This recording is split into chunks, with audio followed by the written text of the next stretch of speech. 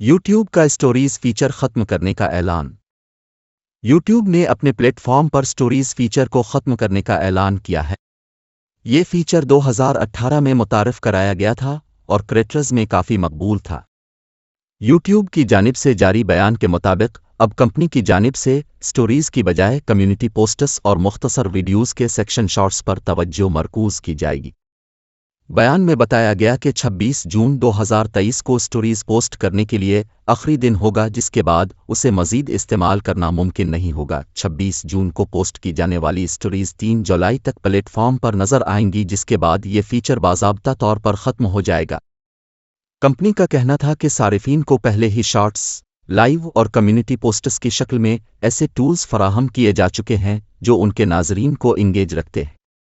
واضح رہے کہ کمیونٹی پوسٹس کا فیچر حال ہی میں متعارف کرایا گیا تھا، جو اسی وقت استعمال کرنا ممکن ہے جب کسی یوٹیوب چینل کی سبسکرپشن 1000 افراد کرے۔